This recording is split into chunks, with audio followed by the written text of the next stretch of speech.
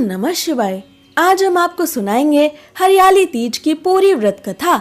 हरियाली तीज को हरतालिका तीज भी कहा जाता है और तीज का ये व्रत सुहागनों के लिए अत्यंत महत्वपूर्ण होता है। हरियाली तीज के दिन महिलाएं हरे वस्त्र, हरी चूड़ियां पहनकर श्रृंगार करती हैं। पकवान बनाकर शिव जी और माता पार्वती का पूजन करने के पश्चात झूला झूलती हैं तथा लोक गीत गाती हैं। विवाहित महिलाएं पहले सावन की तीज में अपने मायके चली जाती हैं, लेकिन जो नहीं जा पाती हैं वो अपने ससुराल में ही इस पर्व को मनाती हैं। आमतौर पर इस व्रत को विवाहित स्त्रियां ही रखती हैं, लेकिन जिन कन्याओं की शादी होनी होती है वो भी अच्छा पति पाने की इच्छा से इस व्रत को किया करती हैं। सावन के महीने में चारों तरफ हरियाली होने के कारण इस व्रत में हरे रंग की प्रमुखता होती है। हरियाली तीज की पूजा और व्रत बिना व्रत कथा सुने या पढ़े पूरा नहीं माना जाता। इसलिए आपसे प्रार्थना है कि ये कथा पूरी अवश्य सुने, क्योंकि अधूरी कथा सुनने से दोष लगता है। और कथा शुरू होने से पहले हमारे चैनल को सब्सक्राइब करके एक बार कमेंट्स में दिल से हर हर महादेव जरूर लिखें। आइए अब शुरू करते हैं हरियाली तीज की कथा। बोलिए उमापति महादेव की जय, गौरी शंकर भगवान की जय, श्री गणेशाय नमः। भगवान शिव शंकर कैलाश पर माता पार्वती को उनके पुराने जन्म का स्मरण कराते हुए तीज की कथा सुनाते हुए कहते हैं कि हे पार्वती, तुमने हिमालय पर मुझे वर के रूप में पाने के लिए घोर तप किया था। तुमने अन्न जल त्यागा, पत्ते खाए और सर्दी गर्मी बरसात में कष्ट सहे।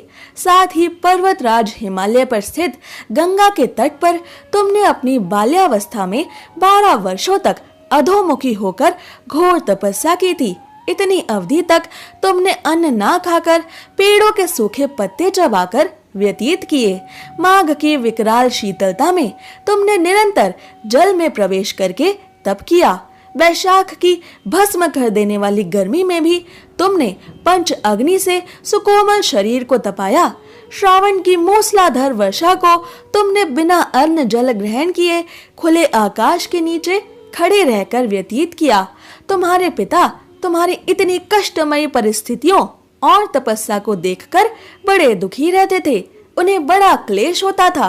तुम्हारे पिता पर्वतराज दिन रात अत्यंत दुखी रहते थे। तब एक दिन तुम्हारे पिता पर्वतराज के क्लेश, चिंता, शोक और दुख को देखकर मुनि श्रेष्ठ नारद जी तुम्हारे घर पधारे और पर्वतराज से कहा, हे पर्वतराज, आपको नमस्कार है। मैं क्षीर सागर निवासी शेषनाग की शैया पर शयन करने वाले त्रिलोकी नाथ भगवान श्री हरि विष्णु के सेवक हूँ। उनके भेजने पर ही मैं आपके यहाँ आया हूँ। वो आपकी कन्या पार्वती से प्रसन्न होकर उनसे विवाह करना चाहते हैं। अतः हे पर्वतराज, आप इस विषय पर अपनी राय बताएं। भगवान शिव माता पार्वती से बोले, तुम्हारे पिता पर्वतराज प्रसन्नता से तुम्हारा विवाह विष्णु जी से करने को तैयार हो गए थे।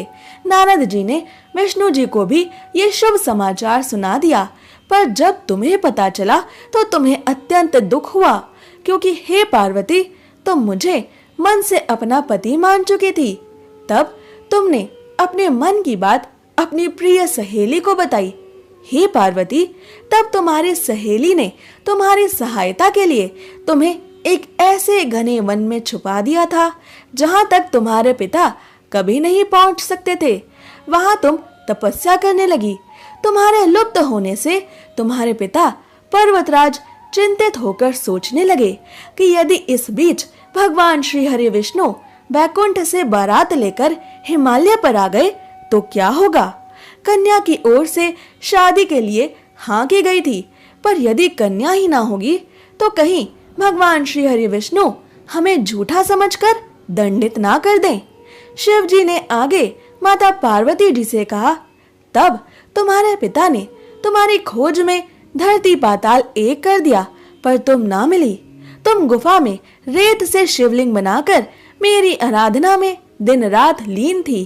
तब प्रसन्न होकर मैंने तुम्हें तुम्हारी मनोकामना पूरी करने का वचन दिया, और उसके बाद तुम्हारे पिता भी तुम्हें खोजते हुए उस गुफा तक पहुंच गए जहां तुम मुझे पति के रूप में पाने के लिए तपस्या में लीन थी। हे पार्वती, हे गौरी, तब तुमने अपने पिता पर्वतराज को बताया कि तुमने अपना अधिकांश जीवन शिव शंकर यानी मुझको ही पति के रूप में पाने के लिए तपस्या में बिताया है और आज तुम्हारी तपस्या सफल रही। हे पार्वती, तुमने हर्षित होकर अपने पिता को कहा कि शिव जी ने मेरा वरण कर लिया है। उन्होंने मुझे आज वरदान दिया है कि वो मुझसे विवाह अवश्य करेंगे। अतः हे पिताश्री, मैं आपके साथ एक ही शर्त पर घर चलूंगी, यदि आप मेरा विवाह शिव जी से करने को राजी हो जाएंगे। तुम्हारे इतना कहने पर भी हे पार्वती, पर्वतराज तुम्हारी शर्त मानने को तैयार नहीं थे, परंतु तुम्हारे हठ और तप के आगे तुम्हारे पिता की एक ना चली और वो तुम्हारी शर्त मान गए। बाद में विधि विधान के साथ हमारा विवाह संपन्न कराया गया। हे पार्वती, तुमने जो कठोर व्रत किया था उसी के फलस्वरूप हमारा विवाह हो सका। इस व्रत को निष्ठा से करने वाली हर एक स्त्री को मैं मनवांछित फल देता हूँ कि उसे तुम्हारी ही तरह अचल सुहाग का वरदान प्राप्त हो। सावन माह के शुक्ल पक्ष की तृतीया तिथि यानी हरियाली तीज के दिन ही भगवान शिव ने माता पार्वती को प्रकट होकर साक्षात दर्शन दिए थे और पार्वती माता को अपनी पत्नी के रूप में स्वीकार किया था। साथ ही उन्होंने पार्वती माता को हरियाली तीज के दिन ही वचन दिया था कि मैं शीघ्र ही तुमसे विवाह करूंगा और इसलिए पति की लंबी उम्र, आदर्श अच्छा जीवन साथी और सुखी वैवाहिक जीवन को प्राप्त करने के लिए महिलाएं इस दिन व्रत और पूजा पाठ करती हैं। इसके अलावा एक बार भगवान शिव शंकर जी की तपस्या को रति देवी के पति कामदेव ने भंग कर दिया था ताकि भगवान भोलेनाथ माता पार्वती के रूप सौंदर्य की ओर आकर्षित हो जाएं, क्योंकि देवताओं को आवश्यकता थी महादेव के तपस्या से जागने की। तो भगवान शिव शंकर जी ने कामदेव को अपने तीसरे नेत्र को खोलकर भस्म कर दिया। कामदेव को भस्म करने से कामदेव की पत्नी रति देवी अत्यंत क्रोधित हो गई और विधत्व के क्रोध में उन्होंने माता पार्वती को ये श्राप दिया कि वो अपनी ही कोख से किसी भी संतान को कभी जन्म नहीं दे सकेंगी। महादेव की कामदेव को भस्म करने की लीला के कारण ही रति देवी ने माता पार्वती को ऐसा भयंकर श्राप दे डाला था। इसलिए माता पार्वती जी भी नाराज हो गई। वो स्वर्ण गौरी की पूजा में लीन हो गई। तो सभी देवी देवता अत्यंत चिंतित हुए और उन्होंने भगवान शिव शंकर जी के पास जाकर उनसे आग्रह किया कि वो माता पार्वती जी के मन को शांत करने का प्रयास करें। इस प्रकार पवित्र सावन मास के शुक्ल पक्ष की तृतीया तिथि यानी हरियाली तीज के दिन ही भगवान शिव शंकर ने जगत जननी आदि शक्ति माता पार्वती को प्रसन्न किया था और इसी दिन महादेव ने माता पार्वती को पुत्र रत्न के रूप में विघ्नहर्ता प्रथम पूज्य श्री गणेश जी की उत्पत्ति का वरदान भी प्रदान किया था। इस कथा को सुनकर भगवान शिव शंकर से यही प्रार्थना है कि जैसा अखंड सौभाग्य जगत जननी माता पार्वती को मिला, उन्होंने शिव जी को अपने अखंड सुहाग के रूप में सदा सदा के लिए प्राप्त किया। माता पार्वती की प्रीति, उनका प्रेम, उनकी तपस्या अमर हो गई। वैसा ही सौभाग्य हरियाली तीज का व्रत करने वाली हर सुहागन स्त्री को प्राप्त हो।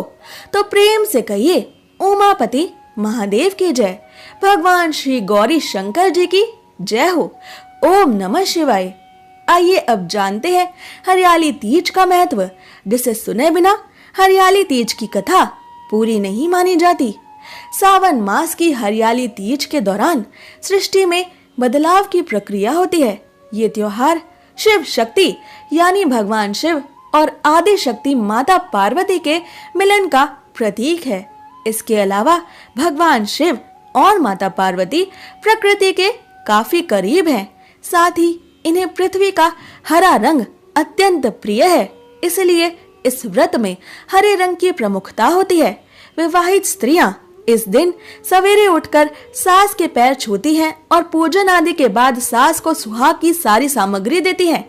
विवाहित स्त्रियों के मायके से सिंधारा आता है, जिसमें घेवर, फल और मिठाई तथा कपड़े आदि होते हैं। इस दिन 16 श्रृंगार के बाद महिलाएं शिव शंकर और पार्वती जी का पूजन करती हैं और कथा सुनती हैं। पूजा के बाद सुहागनें पति का पैर छूकर ये व्रत खोलती हैं।